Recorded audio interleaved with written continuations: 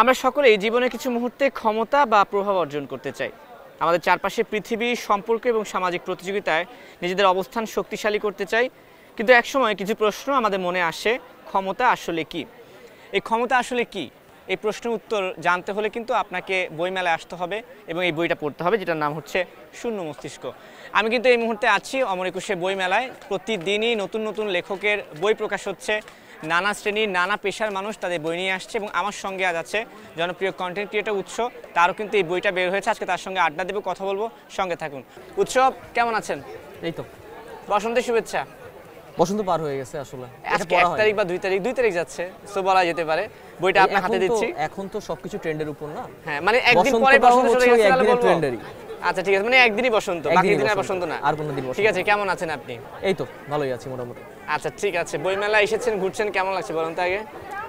বই মেলাটা আজকে একটু ঠান্ডা, গতকালকে অনেক লোকজন ছিল, তো আজকে এই জন্য ভালো লাগছে, একটু লোকজন কম তো।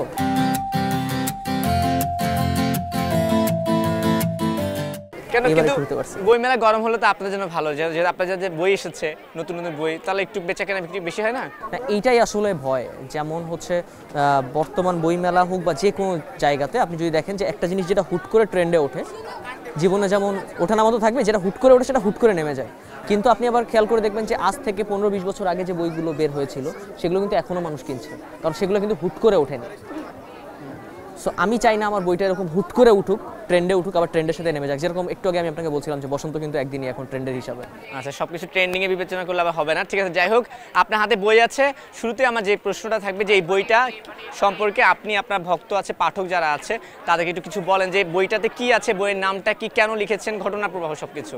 আচ্ছা, বই আমি কেন লিখেছি এটা যদি উত্তর আমি একদম অনেস্টলি দিতে চাই, বই লিখেছি কারণ আমি গত বই মেলায় দেখেছি অনেক কন্টেন্ট ক্রিয়েটর বই লেখে।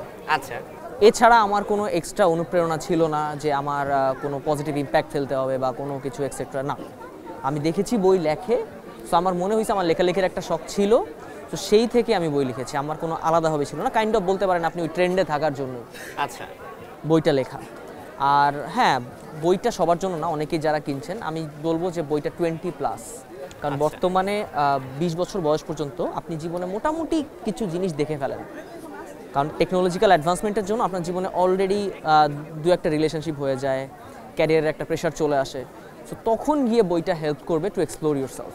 কিন্তু সেই বইটার নামটা কি, একটু কি ধরনের বই সেটা একটু ক্যামেরার দিকে তাকিয়ে বলে দেন পাঠকদের জন্য আগে। এটা আমার বই, সাইকোলজি এবং রিলেশনশিপের উপর লেখা শূন্য মস্তিষ্ক।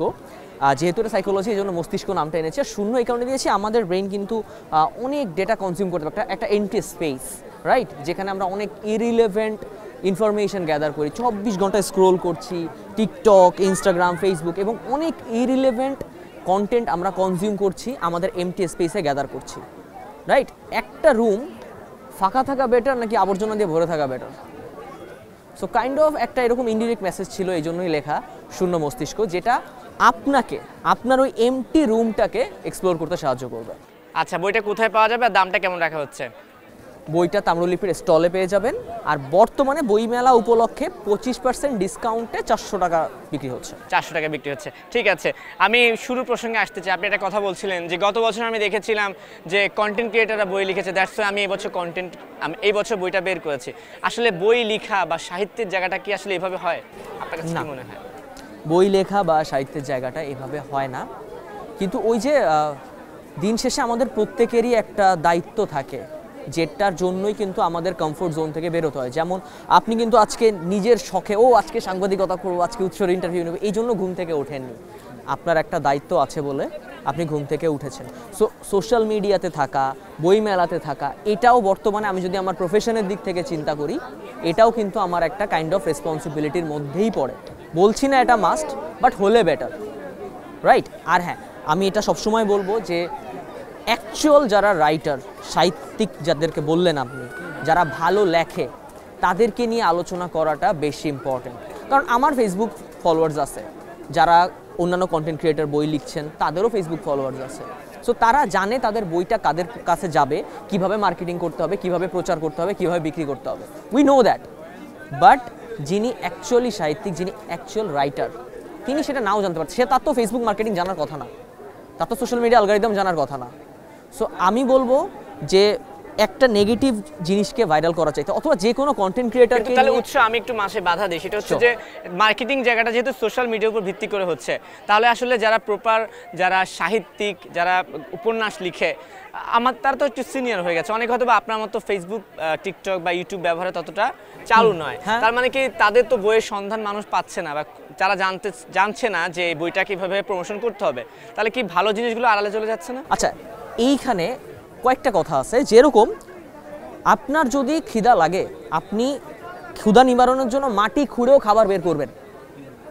প্রশ্নটা এখানে, আর ইউ হাংরি এনাফ? আপনার যদি ভালো বইয়ের ক্ষুধা থাকে, আপনি খুঁজে বের করবেন। বই মেলায় লাগলে 10 দিন ঘুরে ঘুরে স্টলগুলো এক্সপ্লোর করে করে খুঁজে বের করবেন, যদি আপনার ক্ষুধা থাকে। হ্যাঁ, আবার আপনার কথাটাও ভুল না যে তারা প্রপার অ্যাটেনশনটা পাচ্ছে না। কেন পাচ্ছে না? কারণ আমরা নেগেটিভ জিনিসটাকে প্রমোট করতে বেশি ব্যস্ত। সেক্ষেত্রে আপনি সোশ্যাল মিডিয়া দেখেছেন কিনা, একটা অভিযোগতা এসেছে, বলে যে কন্টেন্ট ক্রিয়েটাররা কেন বই লিখছে, সাহিত্যের জায়গায় আসলে সব জায়গায় সবার ভিড় করা উচিত নয়। আর একটা কথাও বলে যে যেদিন থেকে বইমেলায় লাইট ক্যামেরার ফোকাস বেড়ে গেছে, সেদিন থেকে সাহিত্যটা আসলে হারিয়ে গেছে। আচ্ছা, সাহিত্য হারিয়ে গেছে, এই লাইনটা যদি আমি ধরি, একটা সময় বাংলাদেশে রেডিও আসার আগে সবচেয়ে বেশি অ্যাটেনশন যারা পাইতো তারা কিন্তু রাইটার ছিল। সবচেয়ে বেশি অ্যাটেনশন, সবচেয়ে বেশি অডিয়েন্স, লোক জনপ্রিয়তা, তার রাইটাররা ছিল। এরপরে রেডিও আসলো, আরজেদের কত জনপ্রিয়তা। এরপরে টিভি অ্যাক্টার্স, জার্নালিস্ট, তারা কতটা জনপ্রিয়তা পাওয়া শুরু করলো।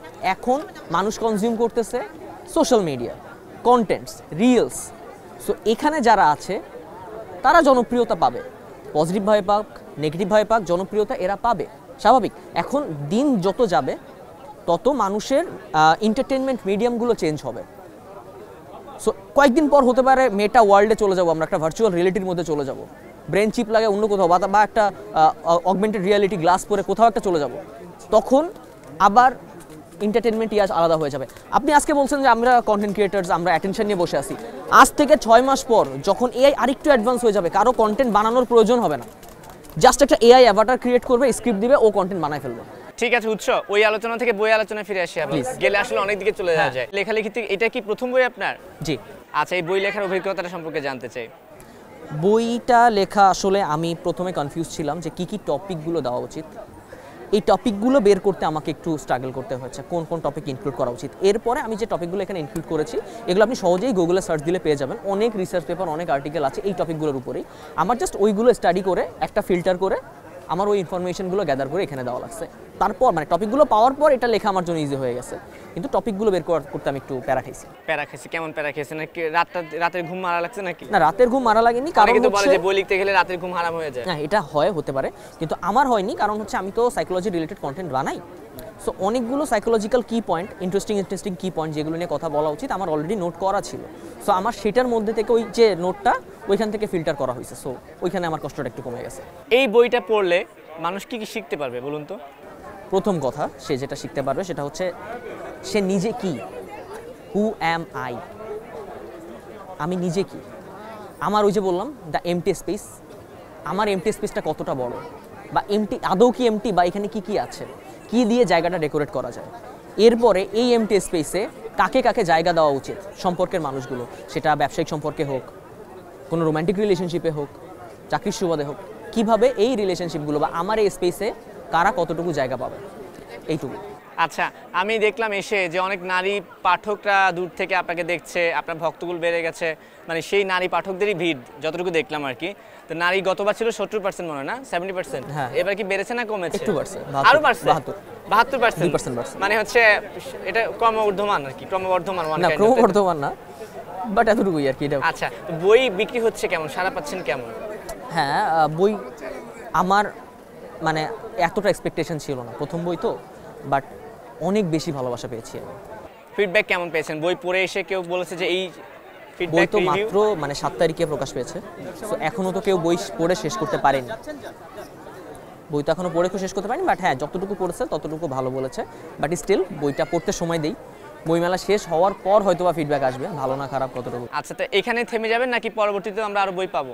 হ্যাঁ, এরপর আমার একটা কনফিডেন্স আসছে এরপর আমি যতটুকু ধারণা করছি 4 থেকে 6 মাসের মধ্যে আমার দ্বিতীয় বইটা বের করব। মানে হচ্ছে আগামী বই মেলা পর্যন্ত ওয়েট করা লাগছে না, তার আগেই তার আগে। উৎসর একটা বই চলে আসবে। ওইটা কি ধরনের বই হতে পারে?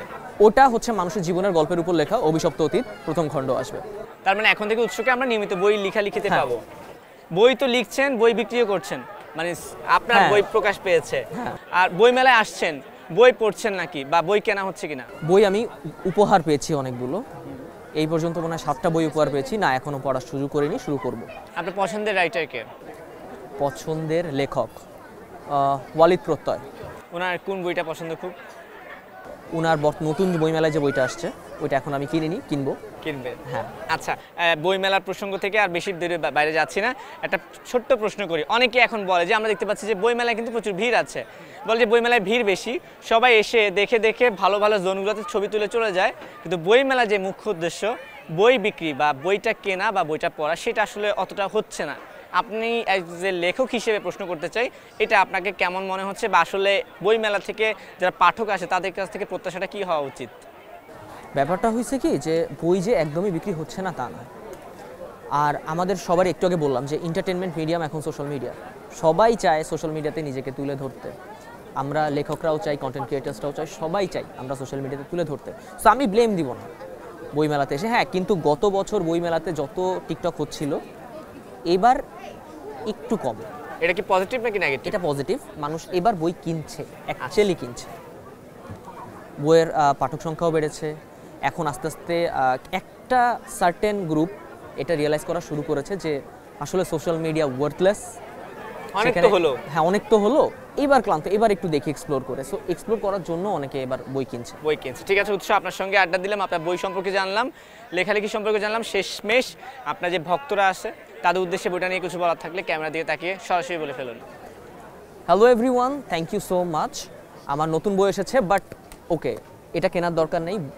আপনার এই বইটা পড়তে হবে এমন কোনো কথা নেই, বাট প্লিজ বই পড়েন, এতটুকুই বলবো। বই পড়েন। জাস্ট আপনি সোশ্যাল মিডিয়াতে বর্তমানে যে টাইমটা স্পেন্ড করছেন তার 10% টাইম একটু বই পড়ার কাজে লাগান। অনেক কিছু জানতে পারবেন নিজের সম্পর্কে। আপনি যখন একটা বইয়ে আপনি যদি একটা ফিকশনাল বইও পড়েন, আপনি নিজেকে কল্পনা করা শুরু করবেন যে একটা ফিকশনাল ক্যারেক্টার হিসেবে, তখন ধীরে ধীরে আপনার একটা ক্যারেক্টার ডেভেলপমেন্টও আসবে। অনেক বই পড়ার সুফল আসলে বলে শেষ করা যাবে না। সো আমি যতটুকু বলবো, এই বইটাই পড়তে হবে এমনটা না, আপনি যেটাই পড়েন কিন্তু অবশ্যই বই পড়েন। Thank you. ঠিক আছে উৎস, আপনাকে অসংখ্য ধন্যবাদ। এবং বইটা আমি নিচ্ছি, দর্শকদেরকেও একবার দেখিয়ে দিচ্ছি যে বইটার নাম হচ্ছে শূন্য মস্তিষ্ক। বই মেলায় আসবেন, শূন্য মস্তিষ্ক যে কিনতে হবে এমন কোনো কথা নেই, ভরা মস্তিষ্কও কিনতে পারেন। বই মেলায় ঘুরবেন, যেই বইটা ভালো লাগবে সেই বইটাই কিনবেন। মেলায় আসার মুখ্য উদ্দেশ্যটা যেন বই কেনাটাই হয়। যে যেখানে থাকবেন ভালো থাকবেন এবং সময় টেলিভিশনের সঙ্গে থাকবেন।